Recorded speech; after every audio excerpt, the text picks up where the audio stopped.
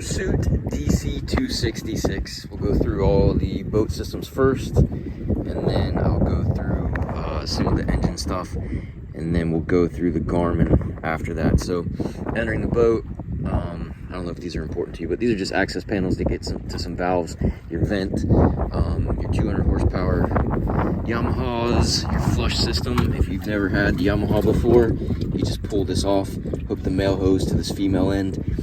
When the boat's on the trailer, get the engines as vertical as possible and just let the hose run. Engines don't have to run. Coming into the boat, we have our port side fold down seat, and then we have our transom fold down seat, and then you have your cup holders there. So there we are, the seats folded down, live well, cup holders. You can see the backrest pops up over here, and then fold it back down, fold it back down, fold it up, and we'll go through, turn on the systems, and then you have your insulated fish box, your freshwater fill for your freshwater system, and then of course your live well fill. The drain here goes there, has a string on that, so you have to stick your arm in cold water or something, and then flows out of the boat right there. Raw water we have here, and then fresh water we have several different locations there. Sink,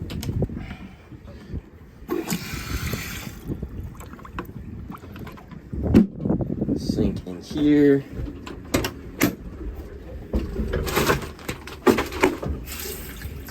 and then your toilet as well, which I don't know if that's ever been used. So toilet, we can do just water only, which I do recommend leaving some water in that bowl, keep the seals kind of wet, so if you ever want to use it. And then we have a water saver flush, a normal flush, and then empty only in case you want to drain the system. You see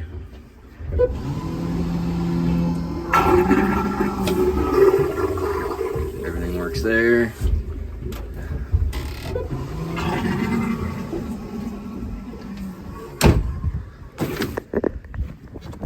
Pump out for the head is on port side, right next to the forward seat.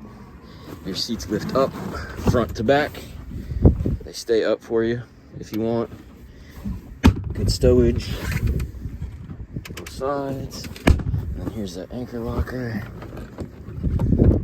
The remote plugs in there, and again, it's just pull and retrieve. You have a safety that you need to take off before you use it, and then make sure you put that back on. And the windlass, do not use the windlass to maintain your anchor tension. Always tie the rod here to take pressure off of the winch and the gypsy. Same thing when you're retrieving the anchor, drive into the anchor line or have an anchor ball retrieve the anchor, and then you can suck the line up when it's slack. You don't want it to be tight and tensioned. And then pull the anchor out of the ground. Don't let the windlass do that either. And then in your bilge, all of your filters, fuel filters, your pumps, everything's labeled. All your through holes and seacocks are easy to get to. Batteries are readily accessible. Fuel tank valves if you need to get to those. Cooler underneath this seat. Everything on the boat does drain overboard. So as the ice melts, it'll go overboard. And then your little sink, cutting board / galley area. Storage. We can put a little garbage can in there. Some more accesses in there. And then your digital panel. So as you come onto the boat is your DC systems. So you have one battery for the house and then one battery for port and starboard engines. If for some reason your engines are getting low and they won't start, you can check your house battery on this gauge. It's hard to read through video, but it's reading 12.25 right now. And then you can combine your batteries temporarily to get your engine started in case your voltage gets low. All your other breakers are push button, and then you have switches to turn on your electronics, your helm, and then your stereo. And then if you want to run the head, your electric head is here for flushing and water filling, and then your head macerator is here in order to pump overboard. And then this is your windlass to disconnect power from the windlass or turn it back on. And again, these are all system push buttons. So if you ever have issues with a direct current system, here's your first place to check to see if your breakers are popped. If they are, push to reset and then see what you got going on. Speakers, lights, that's mid-level blue lighting. That's courtesy lighting. We'll fire those up and show those to you. And then storage here. Big floor storage. That's also where your macerator is for your head. So if you want to use the macerator, you have to come, cut those zip ties, open the valve, so you want to turn it 90 degrees, and then it'll allow the toilet to pump overboard. The rest of this is deck drains. You can see this hose coming from this deck drain, so all your deck drains do go overboard. And then you can see that's all limber holes for water management. So your water management is actually under this liner, so all the water should flow to the back to your bilge. A lot of room, a lot of access. Holding tank for your pump out. So boat systems. Horn is your horn. Nav anchor lights, push up for navigation lights. So then your nav lights turn on here.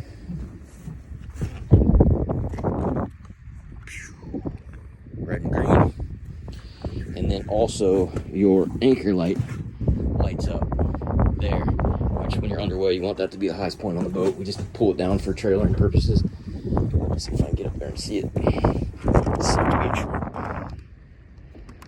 And then we would go to off, and then down is just your anchor light. So if you're anchored in low light conditions, then you want to have just your anchor light on and not your nav lights. Cockpit lights are the white lights around the boat. You got one down there, back there, and back there somewhere. There it is. And like I said, we'll go one by one. Overhead lights is a temporary switch. So you push red, push white, push blue, push off. Spreader lights is also a 3-position switch. So you have all the way down, middle, and off. All the way down, lights up your forward spreader and your aft spreader. And then down does just the aft spreader and not the forward one. And then we can turn that off. Windshield wiper is your windshield wiper. Mid-level lighting is, can't see it up front, we can see it back here. Blue lights around the boat. So those are easier on your eyes in low light conditions. No underwater lights, but we do have a switch. This is your windlass to deploy and retrieve. We have a remote that hooks up in the anchor locker as well, so you can do it that way. And then bilge pump is on a float switch, but if you think the float switch is clogged and not working, you can turn it on manually. Freshwater is of course your freshwater. Washdown is your raw water, and then live well fills your live well, and then power steering turns on your power steering. All right, forgot about the JL audio. So you have a menu where you can select different stuff in whatever screen. AM, FM. You have different zones. I think these are all tied to the same zone, but if you want, you can push volume, select a different zone. Yeah, I think they're all the same zone on this model. Yeah, so you don't have to worry about that.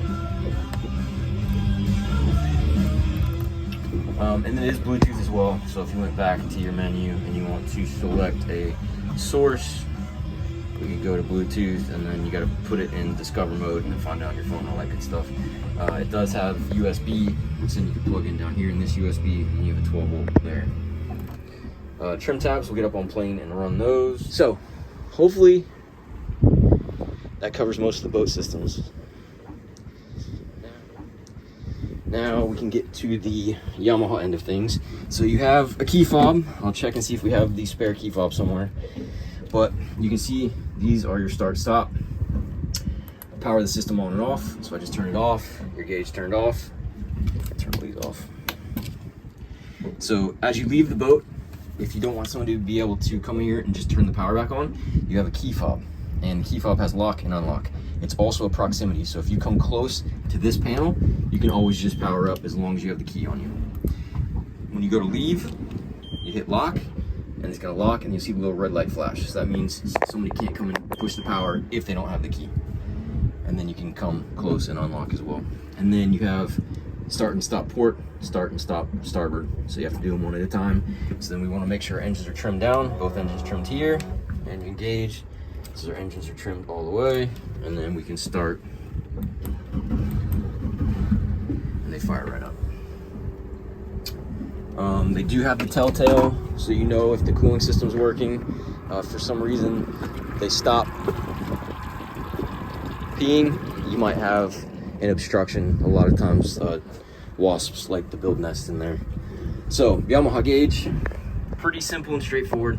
This is engine A info right now, and then we have boat A, and then we have combo, so it's going to show you different information based on what you ask it. All these are customizable, so you can see 0 miles per gallon right now. We're flowing at 0.8 gallons. We've used 108.5 gallons total and been 231 miles since the boat was commissioned. Fuel is now at about 1/3 of a tank. If we go to combo C, it's going to show you a combination of engine and boat information. So fuel economy, engine RPM, tilt trim level of the engine, same thing with starboard engine. And then you have a troll function on here too, which doesn't work as well as the speed control on the binnacle, so we'll go through all that stuff on the binnacle and show you that. If you ever want to make changes to any of this, you go into your menu, and then you can go down to settings, and then you can go into display and really customize those displays to your liking. And then to go back, you can cancel engine hours and stuff.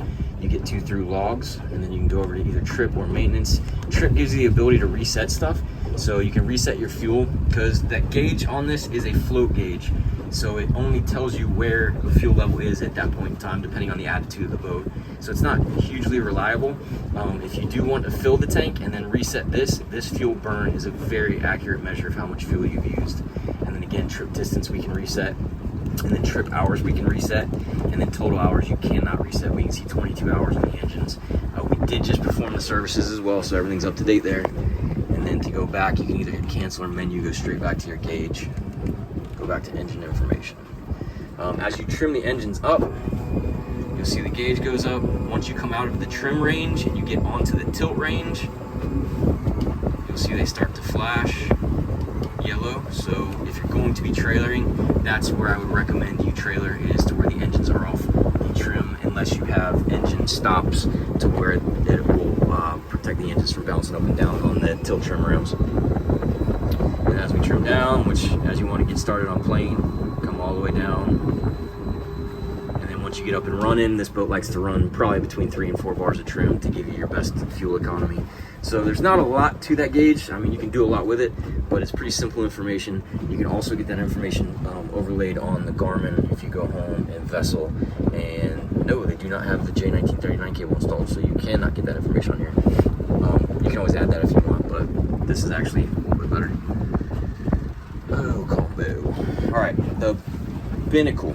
So you have twin throttles. We can trim both engines with this button, up, down, or you can trim the engines individually for some reason if you wanted to do that. Maybe one wasn't working and you need to get it out of the water. You can trim them up and down here. You have some buttons down here too. Neutral hold will disengage the transmission, so it will not go into gear. You can hear the engine rev. It'll rev. I use that when I have younger people on the boat or people that are inexperienced with boating. If you got the boat idling at the dock and you don't want somebody bumping the throttle, neutral hold works great. Trim assist, you have to go into the gauge and set that up. We never really do that because it really depends on the conditions you're running in. Really what it does is it trims the engine per RPM. So wherever the RPMs are, it trim it to a specific preset point. Single lever, you can dead man the starboard, and then port will run both engines, which I use quite a bit if you're just going to be out cruising around and you don't need to run the engines independently for whatever reason. And then single engine or center engine, that doesn't do anything in this application as we only have twins. And then when I mentioned the troll function on here, which you can run through the gauge to go up and down 50 RPM increments, you have it built into your binnacle down here. So you'd hit down when you're in gear, hit down, it's going to beep at you, let you know it's active, and then with each click of this button, we're going to be going up 50 RPM increments. So you can really dial a trolling, because you can set that to be RPM, or you can set it to be speed over ground. So if you want to set a specific troll, then that's kind of where you would do that. If you want to undo it, you just have to move the throttle either back to neutral or past that throttle position RPM wise, and it'll beep at you and let you know it's no longer active. If you want to reinitiate it, you can reinitiate it at this RPM and then adjust from there. Another cool feature of these is if you want to go slower than your slowest idle speed, you can activate your speed control, and then you can have the engines come in and out of gear at the lowest RPM. So they'll actually turn themselves kind of off, and then you see bump in and out of gear if you want to go super slow without having to, you know, mess with the throttle. I don't know, just a cool feature. Do a lot. This Garmin is a A612 XSV, I believe. So this is combo. We have chart plotting, depth finding, and you can see that we're not getting a bottom reading. We always turn this off when we keep a boat on a lift or on a trailer. That way we don't burn out the transducer. But you can see down here it says transmission disabled. So if you want to re-enable that, you just touch that screen, make it big, we go to options, and we go to transmit. So you can do that from any sonar screen. If you go home and we want to go to sonar, on this sonar screen, you can see it's transmitting now, it's reading depth, all that good stuff. But your home button gets you back to your menu where you can go to your pin, which is your favorites menu basically. So you can add, if you want to add this chart to your pin, you can just push and hold the fishing chart. It's going to say, what do you want to do with this? Pin added, okay. Now we go to pin, and there it shows up there. And then if you want to get rid of some stuff, you just do the same thing, push and hold, unpin, yes. So basically in any screen, you kind of just start touching stuff and figure it out. Your nav chart gives you good above water markings. Fishing chart is better below water, and then this is a perspective 3D chart, and then your fish eye 3D gives you your sonar cone, so you can see where it's shooting, how far either side of the boat. It's a pretty cool screen actually. And then sonar, you have split zoom, so you can do 2 different frequencies if you want, and then you can zoom on a certain part of the screen. In any screen you're in, if you want to know what you can do, just hit options, and it'll tell you everything you can do here. And then you have, you know, return to factory settings, all that good stuff. Home, combo, this is the one I use most of the time. And then sonar, I think that's the one we added with the fishing, and then the sonar there. Smart mode is just preset combos that Garmin recommends. And then vessel is everything else you can do. This is Active Captain. This is a really cool app. You need to install an SD card on the back of the screen right here. So you go in the head and then stick an SD card in here, 16 or 32 gig. Don't go any bigger than that, and don't go any smaller than that. It doesn't recognize a lot of the bigger cards, and then the smaller cards don't have enough information you can't store enough information on it. So basically what this does, get the application on your phone, sign up for an account, follow these instructions, and then you can do over-the-air updates, and you can do chart plotting from your computer. It'll send it here. You can get on-screen text messages. You can see who's calling your phone. It's a really cool application to just kind of have on the screen when you're out riding around. Vessel is just basic vessel information, kind of the same stuff you're getting from every other screen. It's just Garmin's way of displaying it there. Media, you can steer your JL, or you should be able to steer your JL through here. Maybe they didn't hook that up on this model. But if you wanted to hook your JL audio up to your Garmin, you just have to NEMA cable it in, and you should be able to control it from here, overlay it on your chart plotter. This is a UHF, VHF video feed. We don't have any cameras plugged in, so that's not going to work. Verb, they no longer make that camera, so don't worry about that. InReach is the Garmin wearables, like a watch or something. You can do some chart plotting from that. But that's basically the quick tutorial on the Garmin. Spend some time with that. Garmin has a great channel on their YouTube site called the webinar series, where you can go over just chart plotting or just sonar or just radar. That way you can really focus on what you want to do with it, instead of just trying to learn the whole system all at once and spending a bunch of time that you don't have or need to spend. But now we'll get the boat up and running so you can see the engines, and hopefully that'll work. So again, engines trimmed down. You can get this thing on plane, fast, slow. If you just hammer the throttle down, it's going to cavitate a lot, it'll slip. So I just come up pretty smooth.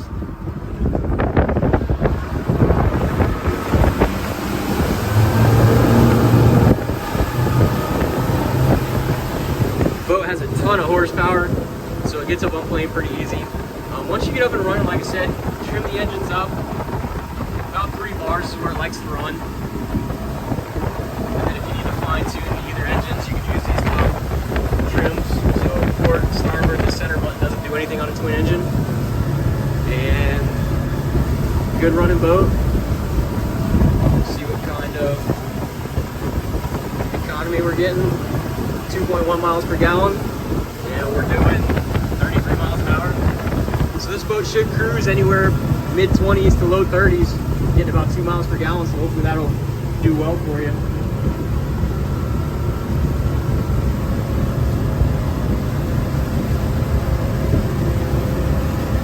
See on the boat, like right now I purposely got it kind of heeled over to starboard because that's where I'm sitting.